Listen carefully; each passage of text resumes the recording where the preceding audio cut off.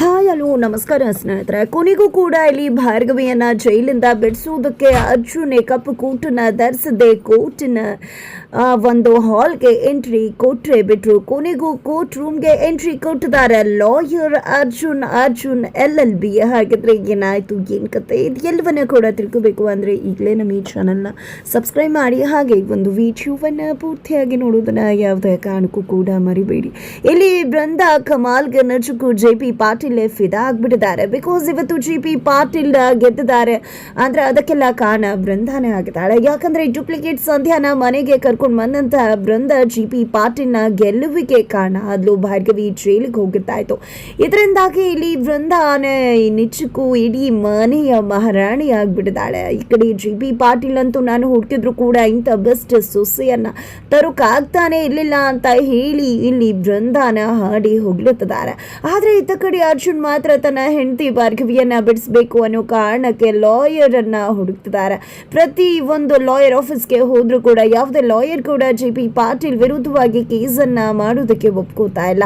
ಹಾಗಾಗಿ ಅರ್ಜುನ್ಗೆ ಏನ್ ಮಾಡ್ಬೇಕು ಅಂತ ತೋಚದೆ ತನ್ನ ಸ್ನೇಹಿತರನ್ನೇ ಭೇಟಿ ಮಾಡ್ತಿದ್ದಾರೆ. ಅವರು ಕೂಡ ಒಪ್ಕೊಳ್ತಾ ಇದ್ದಾಗ ತನ್ನ ಕ್ಲೋಸ್ ಫ್ರೆಂಡ್ಸ್ ಅನ್ನ ಭೇಟಿ ಮಾಡೋ ತೀರ್ಮಾನವನ್ನ ಮಾಡ್ತಾರೆ ಅರ್ಜುನ್ ಕೂಡ ಲಾಯರ್ ಆಗಿರೋದ್ರಿಂದ ಅವರ LLB ಕ್ಲಾಸ್ಮೇಟ್ಸ್ ಅನ್ನ ಭೇಟಿ ಮಾಡಿ ಅವರನ್ನ ಒಂದು ಭಾರ್ಗವಿಯ ಕೇಸನ್ನ ತೆಗೆದುಕೊಳ್ಳುವುದಕ್ಕೆ ಮಾತನಾಡಬೇಕು ಅಂತ ಹೇಳಿ ಮುಂದಾಗ್ತಾರೆ. ಹಾಗಾಗಿ ಫ್ರೆಂಡ್ಸ್ ಅನ್ನ ಕೂಡ ಭೇಟಿ ಮಾಡುವುದಕ್ಕೆ ಅಂತ ಕರ್ತಿದ್ದಾರೆ. ಇತ್ತ ಕಡೆ ಡೂಪ್ಲಿಕೇಟ್ ಸಂಧ್ಯಾ ತನ್ನ ಲವರ್ ಜೊತೆ ನೆಚ್ಚಕ್ಕೂ ಕೂಡ ಮಾತಾಡಬೇಕು ಅನ್ನೋ ಕಾರಣಕ್ಕೆ ಲವರ್ ಅನ್ನ ಭೇಟಿ ಮಾಡಿದಾಳೆ. ಮನೆಯಿಂದ ಆಚೆ ಬಂದಿದ್ದಾಳೆ. ಈ ಕಡೆ ಬೃಂದಾಗೆ ಗೊತ್ತೇ ಇಲ್ಲ ಡೂಪ್ಲಿಕೇಟ್ ಸಂಧ್ಯಾ ಮನೆಯಿಂದ ಆಚೆಗೆ ಹೋಗಿರ್ತಕ್ಕಂಥದ್ದು. ಇತ್ತ ಕಡೆ ಡೂಪ್ಲಿಕೇಟ್ ಸಂಧ್ಯಾನ ಲವರ್ ಭೇಟಿ ಮಾಡಿದೆ, ಏನಾಗ್ತದೆ ಇಲ್ಲಿ ಅಂತಾನೆ ಗೊತ್ತಾಗ್ತಿಲ್ವಲ್ಲ ಅಂದಾಗ ನೀನು ಯೋಚನೆ ಮಾಡಬೇಡ, ಖಂಡಿತ ಎಲ್ಲ ಕೂಡ ಒಳ್ಳೇದಾಗತ್ತೆ ಅಂತ ಹೇಳಿ ಹೇಳ್ತಿದ್ದಾಳೆ. ಆದರೂ ಕೂಡ ನಿನ್ಗೇನಾದರೂ ಹೆಚ್ಚು ಕಡಿಮೆ ಆದರೆ ಏನು ಮಾಡಬೇಕು, ಪೊಲೀಸ್ ಸ್ಟೇಷನಲ್ಲಿ ನಿನ್ನ ಫೋಟೋ ನೋಡಿದೆ ಅಂದಾಗ ನೀನು ಯಾಕೆ ಪೊಲೀಸ್ ಸ್ಟೇಷನ್ಗೆ ಹೋಗಿದ್ದೆ, ಸುಮ್ಮನೆ ಏನೇನೋ ಮಾಡಿ ಅವಾಂತರ ಮಾಡ್ಕೋಬೇಡ, ಅದು ಯಾರೋ ಓಡೋಗಿದ್ದಾಳಂತೆ, ಅವಳ ಜಾಗಕ್ಕೆ ನನ್ನನ್ನು ಕರ್ಕೊಂಡು ಬಂದಿದ್ದಾರೆ, ನಾನು ಜಸ್ಟ್ ಏನೂ ಕೂಡ ಮಾಡೋದಿಲ್ಲ, ಸಂಧ್ಯಾ ಅಂತ ಕರೆದಾಗ ಹಾಂ ಅಂತ ಹೇಳಬೇಕು ಅಷ್ಟೇ, ಇನ್ನೇನೂ ಕೂಡ ಇಲ್ಲ. ಆಮೇಲೆ ಚೆನ್ನಾಗಿ ದುಡ್ಡು ಕೊಡ್ತಾರೆ, ತಗೊಂಡು ಬೇರೆ ಕಡೆ ಹೋಗಿ ಚೆನ್ನಾಗಿ ಲೈಫಲ್ಲಿ ಸೆಟಲ್ ಆಗಿಬಿಡೋಣ ಅಂತ ಹೇಳ್ತಿದ್ದಾರೆ. ಆದರೂ ಕೂಡ ತುಂಬಾ ಹುಷಾರಾಗಿರ್ಬೇಕು, ನೀನು ಹುಷಾರಾಗಿರು ಅಂತ ಹೇಳಿ ಲವ್ವರ್ ಹೇಳ್ತಿದ್ದಾಗನೆ ಅಲ್ಲಿಗೆ ಬೃಂದ ಸಂಧ್ಯಾನ ಉಡ್ಕೊಂಡು ಬರ್ತಿದ್ದಾಳೆ. ಅಯ್ಯೋ ಮೇಡಮ್ ಅವರು ಬರ್ತಿದ್ದಾರೆ, ನೀನೇನಾದರೂ ಸಿಕ್ಬಿಟ್ರೆ ಖಂಡಿತ ನಮ್ಮನ್ನ ಹೊಡೆದು ಮುಕ್ಬಿಡ್ತಾರೆ, ಹೋಗಿ ನೀನು ಉಸ್ಕೋ ಅಂತ ಹೇಳಿ ಆತನನ್ನ ಬಚ್ಚಿಟ್ಟು ಈ ಕಡೆ ಬೃಂದ ಜೊತೆ ಮಾತನಾಡೋಕೆ ಡೂಪ್ಲಿಕೇಟ್ ಸಂಧ್ಯಾ ಮುಂದಾಗ್ತಾರೆ. ನಂತರ ಯಾಕೆ ಇಲ್ಲಿ ತನಕ ಬಂದಿದ್ದ, ಹೇಳಿರ್ಲಿಲ್ವಾ ಮನೆಯಿಂದ ಆಚೆ ಹೋಗಬಾರ್ದು ಅಂತ, ಆದರೂ ಕೂಡ ಯಾಕೆ ಇಲ್ಲಿವರೆಗೂ ಬಂದೆ ಅಂತ ಬೃಂದ ಪ್ರಶ್ನೆ ಮಾಡ್ತಿದ್ದಾರೆ.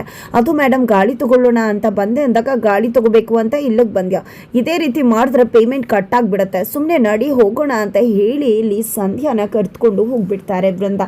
ಇತ್ತ ಕಡೆ ಲವ್ವರು ಈ ಮನೆನ ಸೂತ್ರಧಾರಿ, ಹಾಗಾದ್ರೆ ನನಗೆ ಏನು ಬೇಕೋ ಎಲ್ಲವನ್ನ ಕೂಡ ಮಾಡ್ಕೋಬೇಕು, ಎಷ್ಟು ಸಾಧ್ಯ ಆಗುತ್ತೋ ಅಷ್ಟು ದುಡ್ಡನ್ನ ಇವರಿಂದ ಬಾಚ್ಕೋಬೇಕು ಅಂತ ಹೇಳಿ ಇಲ್ಲಿ ಡೂಪ್ಲಿಕೇಟ್ ಸಂಧ್ಯಾ ಲವರ್ ಯೋಚನೆ ಮಾಡ್ತಾರೆ.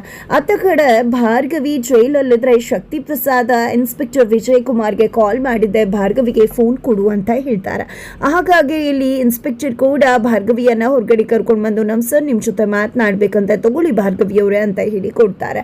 ಏನಮ್ಮ ಭಾರ್ಗವಿ ಹೇಗಿದ್ಯಾ, ಪಾಪ ಜೈಲು ವಾಸ ಕಷ್ಟ ಆಗ್ತಿದ್ಯಾ, ನಿನ್ಗೇನೇ ಬೇಕಾದ್ರೂ ನಮ್ಮವ್ರನ್ನ ಕೇಳು, ಎಲ್ಲಾನು ಕೂಡ ಕೊಡ್ತಾರೆ, ಏನು ಹಿಂಜರಿಕೆ ಮಾಡ್ಕೋಬೇಡ, ಏನೇನು ಬೇಕು ಎಲ್ಲವನ್ನ ಕೂಡ ಅವ್ರನ್ನ ಒದಗಿಸಿ ಅಂತ ಹೇಳ್ತೀನಿ. ಪಾಪ ಅಲ್ಲಿ ಜೈಲಲ್ಲಿ ಪರ್ಮನೆಂಟ್ ಆಗಿದ್ಬಿಟ್ರೆ ಏನು ಮಾಡೋದು ಅಂತ ಹೇಳಿ ಹೇಳ್ತಿದ್ದಾರೆ. ಆದರೆ ಇಲ್ಲಿ ಭಾರ್ಗವಿ ಮಾತ್ರ ಸರಿ ಆಯಿತು ಅಂತ ಹೇಳಿ ಹೇಳ್ತಿದ್ದಾಳೆ. ಯಾವುದೇ ರೀತಿಯಲ್ಲೂ ಕೂಡ ಎಕ್ಸೈಟ್ ಆಗ್ತಿಲ್ಲ. ಏನಪ್ಪ ಇದು ಕುಸ್ತು ಹೋಗಿರ್ತೀಯ ಜೈಲ್ಗೆ ಹೋಗಿ ಅಂತ ಅನ್ಕೊಂಡ್ರೆ ಈಗಲೂ ಕೂಡ ನಾರ್ಮಲ್ ಆಗೇ ಇದೆಯಾ ಅಂತ ಹೇಳಿ ಶಕ್ತಿ ಪ್ರಸಾದ್ ಕೇಳಿದಾಗ, ನನ್ನ ತಂದೆ ನನಗೆ ಪಾಠ ಹೇಳ್ಕೊಟ್ಟಿದ್ದಾರೆ, ಖುಷಿ ಬಂದಾಗ ಹೇಗಬಾರ್ದು, ಕಷ್ಟ ಬಂದಾಗ ಕುಗ್ಗಬಾರ್ದು ಅಂತ. ಇವತ್ತು ನನ್ನ ಪರಿಸ್ಥಿತಿ ಈ ರೀತಿ ಇರಬಹುದು, ಆದರೆ ತಪ್ಪು ಮಾಡಿರು ನೀವು ಯಾವುದೇ ಕಾರಣಕ್ಕೂ ಕೂಡ ಅಲ್ಲಿಂದ ಬಚಾವಾಗೋದಕ್ಕೆ ಸಾಧ್ಯ ಇಲ್ಲ, ಖಂಡಿತ ಬಂದೇ ಬರ್ತೀನಿ, ನಿಮ್ಮನ್ನೆಲ್ಲರನ್ನೂ ಕೂಡ ಒಳಗಡೆ ಹಾಕಿಸ್ತೀನಿ ಅಂತ ಹೇಳ್ತಿದ್ರೆ, ಏನು ಅನ್ಕೊಂಡ್ಬಿಟ್ಟಿದ್ಯಾ ನೀನು, ನನ್ನ MP ಸೀಟನ್ನೇ MLA ಸೀಟನ್ನೇ ಅಲಗಾಡಿಸ್ಬೇಕು ಅಂತ ಅನ್ಕೊಂಡೆ, ಪಾಪ ಜೈಲ್ಗೆ ಹೋಗ್ಬಿಟ್ಟೆ, ನಾನು MLA ಸೀಟಲ್ಲಿ ಕೂತಿದ್ದೀನಿ, ನೀನೆಲ್ಲ ಇರೋದು ಜೈಲಲ್ಲಿ ಅನ್ನೋದನ್ನ ಮರಿಬೇಡ, ನನ್ನ ಹೆಂಡತಿ ಮಗನ ಜೈಲಿಗೆ ಕಳಿಸಿದ್ದೆ ಅಲ್ವಾ, ನಿನ್ನನ್ನು ಏನು ಮಾಡ್ತೀನಿ ಅಂತ ನೋಡ್ತಾ ಇರುವಂತ ಶಕ್ತಿ ಪ್ರಸಾದ್ ಹೇಳ್ತಿದ್ರೆ, ನೀವಿವತ್ತು MLA ಆಗಿರಬಹುದು, ಖಂಡಿತ ಅದಕ್ಕೆ ಅದರದೇ ಆದ ಪವರ್ ಕೂಡ ಇರಬಹುದು, ಆದರೆ ನಿಮ್ಮಂಥ ಹುಡುಗರ ಕೈಲೇ ಅದು ಸಿಕ್ಕಿ ಅದು ನಾಶ ಆಗೋದಕ್ಕೆ ನಾನು ಬಿಡುವುದಿಲ್ಲ. ಖಂಡಿತ ನೀವು ವಿಲ ಅಂತ ಒದ್ದಾಡಬೇಕು. ಆ ರೀತಿ ಮಾಡ್ತೀನಿ. ಈ ಭಾರ್ಗವಿ ಅಂದರೆ ಸುಮ್ಮನೆ ಅಲ್ಲ. ಇವತ್ತು ಈ ಭಾರ್ಗವಿ ಪರಿಸ್ಥಿತಿ ಈ ರೀತಿ ಇರಬಹುದು, ಆದರೆ ಕಾಲಚಕ್ರ ಅನ್ನೋದು ಇದೇ ರೀತಿ ಇರುವುದಿಲ್ಲ. ಖಂಡಿತ ಎಲ್ಲವೂ ಕೂಡ ಬದಲಾಗತ್ತೆ ಅಂತ ಹೇಳಿ ಭಾರ್ಗವಿ ಮಾತನಾಡ್ತಾರೆ. ನಿನ್ನ ಕೊಬ್ಬು ಇನ್ನೂ ಕೂಡ ಕಡಿಮೆ ಆಗಿಲ್ಲ ಅಲ್ವಾ? ಖಂಡಿತವಾಗ್ಲೂ ನೀನು ಹೊರಗಡೆ ಬರೋ ಕನ್ಸು ಕಾಣ್ತಿದ್ಯಾ? ಯಾವುದೇ ಕಾರಣಕ್ಕೂ ನೀನು ಹೊರಗಡೆ ಬರೋದಕ್ಕೆ ಸಾಧ್ಯನೇ ಇಲ್ಲ. GP ಪಾಟೀಲ್ ವಿರುದ್ಧ ಯಾರು ಕೇಸ್ ತಗೋತಾರೆ ಅಂತ ಅನ್ಕೊಂಡಿದ್ಯಾ? ಇಡೀ ಸಿಟಿಯಲ್ಲಿ ಯಾರು ಕೂಡ GP ವಿರುದ್ಧ ಕೇಸ್ ತಗೊಳ್ಳೋದಕ್ಕೆ ಬರುವುದಿಲ್ಲ. ಇನ್ನು ಬೇರೆ ಕಡೆಯಿಂದ ಕರ್ಸೋಕೆ ನಿನ್ನ ಹತ್ರ ಅಷ್ಟು ಧಾಷ್ಟಿಕೆ ಕೂಡ ಇಲ್ಲ ಅಂತ ಹೇಳಿ ಶಕ್ತಿ ಪ್ರಸಾದ್ ಮಾತನಾಡ್ತಾರೆ.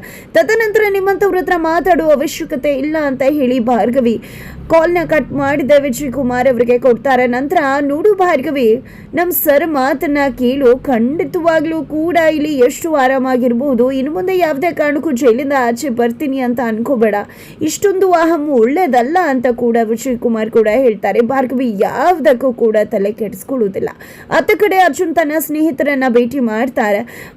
ಏನ್ ಗೆಳೆಯ, ಮದ್ವೆಗೆ ಫಿಕ್ಸ್ ಆಯ್ತು ಹೇಗೆ ಅಂತ ಹೇಳಿ ಕೇಳ್ತಿದ್ದಾರೆ. ಫ್ರೆಂಡ್ಸ್ ಕೂಡ ನನ್ನ ಮದ್ವೆ ಆಲ್ರೆಡಿ ಆಗೋಯ್ತು ಅಂದಾಗ ಏನ್ ನಿನ್ನ ಮದ್ವೆಗೆ ಕರೀಲಿಲ್ವಾ ನಮ್ಮನ್ನ? ಹಾಗೆ ಮದ್ವೆ ಆಗ್ಬಿಟ್ಯಾ ನೀನು ಅಂತ ಫ್ರೆಂಡ್ಸ್ ಕೇಳ್ತಿದ್ರೆ ನನ್ನ ಅಪ್ಪ ಅಮ್ಮನಿಗೆ ಹೇಳಲಿಲ್ಲ ಮದ್ವೆ ಆಗಿರೋ ವಿಷಯ. ನಾನು ಪ್ರೀತಿ ಮಾಡಿ ಮದ್ವೆ ಆಗಿ ಬಂದದ್ದು ಅಂತ ಅರ್ಜುನ್ ಹೇಳ್ತಾರೆ. ನಂತರ ನಮ್ಮ ಅಪ್ಪನ ಕೇಸ್ ಬಗ್ಗೆ ಕೇಳಿದಾರ ಅಲ್ವಾ ನೀವು ಅಂದಾಗ ಕೇಳಿದೀವಿ. ಶಕ್ತಿ ಪ್ರಸಾದ್ ಅವರ ಹೆಂಡತಿ ಮಗಂದು ತುಂಬಾ ಹೈ ಪ್ರೊಫೈಲ್ ಕೇಸ್ ಅಲ್ವಾ, ನಿಮ್ಮ ತಂದೆನೇ ಗೆದ್ರಲ್ವಾ ಅಂತ ಹೇಳ್ತಿದ್ದಾರೆ. ಆದ್ರೆ ನಿಜಕ್ಕೂ ಕೂಡ ಅದನ್ನ ಕೇಸ್ ತಗೊಂಡಿದ್ದು ಯಾರು ಅಂತ ಗೊತ್ತಾ ಅಂದಾಗ ಯಾರೋ ಜೂನಿಯರ್ ತಗೊಂಡಿದ್ರಂತೆ, ತಪ್ಪು ಮಾಡಿ ಜೈಲ್ಗೆ ಹೋಗಿದಾರಲ್ಲ ಅಂತ ಹೇಳ್ತಾರೆ. ಅದು ಜೂನಿಯರ್ ಬೇರೆ ಯಾರು ಅಲ್ಲ, ನನ್ನ ಹೆಂಡತಿ ಭಾರ್ಗವಿನೇ. ನಿಜಕ್ಕೂ ಅವರೇನೆ ನಮ್ಮ ತಂದೆ ವಿರುದ್ಧ ಹೋರಾಟ ಮಾಡಿದ್ದು. ನನ್ನ ತಂದೆ ಹೆಂಡತಿದು ಯಾವುದೇ ರೀತಿ ತಪ್ಪಿಲ್ಲ, ಆದ್ರೂ ಕೂಡ ಸುಳ್ಳು ಸಾಕ್ಷಿ ಕೊಟ್ಟು ಇವತ್ತು ಅವರನ್ನ ಒಳಗಡೆ ಕಳಿಸಿದ್ದಾರೆ. ಹಾಗಾಗಿ ನನ್ನ ಹೆಂಡತಿನ ಹೊರಗಡೆ ಕರ್ಕೊಂಡು ಬರಬೇಕು. ಎಲ್ಲ ಲಾಯರ್ಸ್ನ ಕೂಡ ಕೇಳಿದೆ, ಯಾರು ಕೂಡ ಒಪ್ಕೊಳ್ಳಿಲ್ಲ. ಹಾಗಾಗಿ ನಿಮ್ಮ ಹತ್ರ ಬಂದಿದ್ದೀನಿ. ನಿಮ್ಮಿಂದ ಮಾತ್ರ ಸಾಧ್ಯ, ನಿಮ್ಮಿಂದ ಅದು ಸಾಧ್ಯ ಆಗತ್ತೆ. ದಯವಿಟ್ಟು ಬೇಲನ್ನ ಕೊಡಿಸ್ಬಿಡಿ. ಖಂಡಿತವಾಗ್ಲೂ ಆಮೇಲೆ ಭಾರ್ಗವಿ ಅವ್ರಿಗೆ ಗೊತ್ತಿದೆ ಏನು ಮಾಡಬೇಕು ಅಂತ, ಪ್ಲೀಸ್ ಅಂತ ಹೇಳಿ ಅರ್ಜುನ್ ರಿಕ್ವೆಸ್ಟ್ ಮಾಡ್ಕೋತಾರೆ. ಏನು ಮಾತಾಡ್ತಿದ್ಯಾ ಅರ್ಜುನ್, ನಿಮ್ಮ ತಂದೆನೇ ನಮಗೆ ಎಷ್ಟು ಇನ್ಸ್ಪೈರ್ ಆಗಿದ್ರು. ನಿಜವಾಗ್ಲೂ ಅವರೇ ಐಡಲ್ ತಗೊಂಡು ನಾವು ಲಾಯರ್ಸ್ ಆಗಿರೋದು. ಅವ್ರ ಮುಂದೆ ನಾವು ನಿಲ್ಲೋಕ್ಕಾಗತ್ತಾ? ಅವ್ರ ಮುಂದೆ ನಾವು ಗೆಲ್ಲೋಕ್ಕಾಗತ್ತಾ? ಖಂಡಿತ ಸಾಧ್ಯ ಇಲ್ಲ ಅಂತ ಹೇಳ್ಬಿಡ್ತಾರೆ. ಈ ಕಡೆ ಅರ್ಜುನ್ಗೆ ಏನು ಮಾಡಬೇಕು ಅಂತ ಗೊತ್ತಾಗ್ತಿಲ್ಲ. ಮನೆಗೆ ಬಂದಿದ್ದಾನೆ, ತುಂಬಾ ಯೋಚನೆ ಮಾಡ್ತಿದ್ದಾರೆ. ಈ ಕಡೆ ಬೃಂದ ವಂದನಾ ಜೊತೆ ಬಂದಿದೆ. ನೋಡು ಅರ್ಜುನ್ ತುಂಬ ತಲೆ ಕೆಡಿಸ್ಕೊಂಡಿದ್ದಾನೆ. ಇದೇ ಒಂದು ಸಮಯ ನೀನು ಅವನಿಗೆ ಹತ್ರ ಆಗೋದಕ್ಕೆ ಅಂದಾಗ ಖಂಡಿತ ಯಾವಾಗಲೂ ಹತ್ರ ಆಗಬೇಕು ಅಂತ ಅನ್ಕೊಂಡಾಗ್ಲೂ ಭಾರ್ಗವಿ ಅಡ್ಡಿ ಬರ್ತಾ ಇದ್ಲು. ಇನ್ನು ಮುಂದೆ ಯಾರ ಅಡ್ಡಿ ಕೂಡ ಇರುವುದಿಲ್ಲ ಅಂತ ಹೇಳಿ ವಂದನಾ ಕೂಡ ತುಂಬ ಖುಷಿ ಪಡ್ತಿದ್ದಾಳ. ನಾನು ಹೋಗ್ತೀನಿ, ಮಾತಾಡ್ತೀನಿ, ಆ ನಂತರ ನೀನು ಬಾ ವಂದನಾ ಅಂತ ಹೇಳಿ ಬೃಂದ ಹೋಗಿದೆ. ಏನಾಯಿತು ಅರ್ಜುನ್, ಭಾರ್ಗವಿಗೆ ಬೇಲಿನ ವ್ಯವಸ್ಥೆ ಮಾಡಿದ್ಯಾ ಅಂದಾಗ ಇಲ್ಲ, ಅದಕ್ಕೆ ಯಾರು ಕೂಡ ಒಪ್ಕೋತಿಲ್ಲ ಅಂದಾಗ ಹಾಗಿದ್ರೆ ನನ್ನ ತಂಗಿ ಜೈಲಿಂದ ಬರುವುದಿಲ್ವಾ ಅಂತ ಬೃಂದ ಹೆವಿ ಡ್ರಾಮಾ ಮಾಡ್ತಿದ್ದಾರೆ. ಇದ್ದ ಕಡೆ ಅರ್ಜುನ ಇಲ್ಲ, ಅದಕ್ಕೆ ಏನು ಮಾಡಬೇಕು ಅಂತಾನೆ ಗೊತ್ತಾಗ್ತಿಲ್ಲ. ಭಾರ್ಗವಿ ಅವ್ರನ್ನ ಕರ್ಕೊಂಡು ಬರಬೇಕು, ಆದರೆ ಅಪ್ಪನ ವಿರುದ್ಧ ನಿಲ್ಲೋಕೆ ಯಾರು ಕೂಡ ಒಪ್ಕೋತಾ ಇಲ್ಲ, ಹೆದರ್ಕೋತಿದ್ದಾರೆ ಅಂತ ಹೇಳಿ ಅರ್ಜುನ್ ಹೇಳಿದಾಗ ಎಲ್ಲರ ಹತ್ರ ನಾನೇ ಹೋಗಿ ಹೇಳಿದೆ ಅಲ್ವಾ, ಶಕ್ತಿ ಪ್ರಸಾದ್ ಕೇಸ್ ಯಾರು ಕೂಡ ಬರಬೇಡಿ ಅಂತ. ಅಂದಮೇಲೆ ಹೇಗೆ ಯಾರಾದರೂ ಕೇಸ್ ತಗೊಳಕ್ಕಾಗತ್ತೆ ಅಂತ ಬೃಂದ ಮನಸ್ಸಲ್ಲೇ ಅನ್ಕೋತಾಳೆ. ಅಷ್ಟರಲ್ಲಿ ಈ ಕಡೆ ವಂದನಾ ಬಂದಿದೆ. ಅರ್ಜುನ್ ಊಟ ಮಾಡಿದ್ಯಾ ನೀನು ಅಂತ ಹೇಳಿದಾಗ ನಿನಗೆ ಯಾಕೆ ಅದಲ್ಲ, ಸುಮ್ಮನೆ ಹೋಗ್ತಾ ಇರು ಇಲ್ಲಿಂದ ಅಂತ ಹೇಳ್ತಿದ್ದಾರೆ ಅರ್ಜುನ್. ಆದರೂ ಕೂಡ ಒಂದು ನಿಮಿಷ ಬಂದೆ ಅಂತ ಊಟ ತೊಗೊಂಡು ಬಂದು ಊಟ ಮಾಡು ಅರ್ಜುನ್ ನೀನು ಅಂತ ಹೇಳಿದಾಗ ನಾನು ಊಟ ಮಾಡಿದ್ರೆಷ್ಟು ಬಿಟ್ರಿಷ್ಟು ಅಂದಾಗ ನೋಡು ಅರ್ಜುನ್ ಪಾಪ ವಂದನಾನು ಕೂಡ ಊಟ ಮಾಡಿಲ್ಲ ನಿನಗೋಸ್ಕರ ಅಂತ ಹೇಳಿದಾಗ ಇವಳನ್ನ ನನ್ನ ಕೇರ್ ಮಾಡು ಅಂದಿದ್ದು, ಇವಳನ್ನ ನನ್ನ ಕೇರ್ ಮಾಡೋದಕ್ಕೆ ಅಂತ ಹೇಳಿ ಅರ್ಜುನ್ ಹೇಳ್ತಾರೆ. ನಿನಗೆ ನನ್ನ ಬಗ್ಗೆ ಪ್ರೀತಿ ಇಲ್ಲದೆ ಇರ್ಬೋದು, ಆದರೆ ನಾನಂತೂ ನಿನ್ನ ಕೇರ್ ಮಾಡ್ತೀನಿ ಅರ್ಜುನ್. ಇಷ್ಟೆಲ್ಲ ಆಗಿದೆ, ನಿನ್ನ ಹೆಂಡತಿ ಜೈಲ್ಗೆ ಹೋಗಿದ್ದಾಳೆ, ಆದರೂ ಕೂಡ ನಿನಗೆ ಅವಳ ಬಗ್ಗೆನೇ ಇಷ್ಟೆಲ್ಲ ಕಾಳಜಿ ಪ್ರೀತಿನ ಅಂಥವಳ ಬಗ್ಗೆ ಯಾಕೆ ಇಷ್ಟೆಲ್ಲ ಕನ್ಸನ್ ತೋರಿಸ್ತಿದ್ಯಾ ಅರ್ಜುನ್? ನಿಜಕ್ಕೂ ಕೂಡ ಅವಳು ಬರದೇ ಇದ್ರೆ ಏನು ಮಾಡ್ತೀಯ ನೀನು ಅಂತ ಹೇಳಿ ವಂದನಾ ಪ್ರಶ್ನೆ ಮಾಡಿದಾಗ ಈ ಕಡೆ ಅರ್ಜುನ್ ಶಾಕ್ ಆಗ್ತಿದ್ದಾರೆ. ಇತ್ತ ಕಡೆ ಭಾರ್ಗವಿಯನ್ನ ಹಿಯರಿಂಗ್ ಡೇಟ್ ಇದೆ ಅಂತ ಹೇಳಿ ಕೋರ್ಟ್ಗೆ ಕರ್ಕೊಂಡು ಬಂದಿದ್ದಾರೆ. ಅಪ್ಪ ಕೂಡ ಹೋಗಿದೆ ನೋಡಮ್ಮ, ಎಲ್ಲರ ಹತ್ರ ಕೂಡ ಕೇಳ್ದೆ, ಆದರೆ ಯಾರು ಕೂಡ ಕೇಸನ್ನು ತಗೊಳ್ಳೋದಕ್ಕೆ ಒಪ್ಕೋತಾ ಇಲ್ಲ. GP ಪಾಟೀಲ್ಗೆ ಹೆದರ್ಕೋತಿದ್ದಾರೆ ಅಂತ. ನಂತರ ಇಲ್ಲಿ ಭಾರ್ಗವಿಯನ್ನ ಜಡ್ಜ್ ಪ್ರಶ್ನೆ ಮಾಡ್ತಿದ್ದಾರೆ. ನಿಮ್ಮ ಪರ ಯಾರಾದರೂ ಇದ್ದಾರಾ ಅಂದಾಗ ಇಲ್ಲ, ನಾನೇ ವಾದ ಮಾಡಬೇಕು ಅಂತ ಅಂದ್ಕೊಂಡಿದ್ದೀನಿ, ಯಾರ ಮೇಲೂ ಕೂಡ ನಂಬಿಕೆ ಇಲ್ಲ ಅಂದಾಗ ಜಡ್ಜ್ ಅವಕಾಶ ಮಾಡಿಕೊಡುವುದಿಲ್ಲ. ತದನಂತರ ನನಗೆ ಅರ್ಜುನ್ ಎಂಟ್ರಿ ಕೊಟ್ಟಿದ್ದೆ GP ಪಾಟೀಲ್ಗೆ ಸವಾಲು ಹಾಕ್ತಿದ್ದಾರೆ. ವೃಂದ ಕೈವಾಡ ಅರ್ಜುನ್ ಬಟಾಬೈಲ್ ಮಾಡೋದಕ್ಕೆ ಮುಂದೆ ಹಾಕ್ತಿದ್ದಾರೆ. ಹಾಗಿದ್ರೆ ಏನಾಗುತ್ತೆ ಮುಂದೆ ತಿಳ್ಕೋಬೇಕು ಅಂದರೆ ಮುಂದಿನ ವಿಡಿಯೋಗೆ ವೇಟ್ ಮಾಡೋದನ್ನು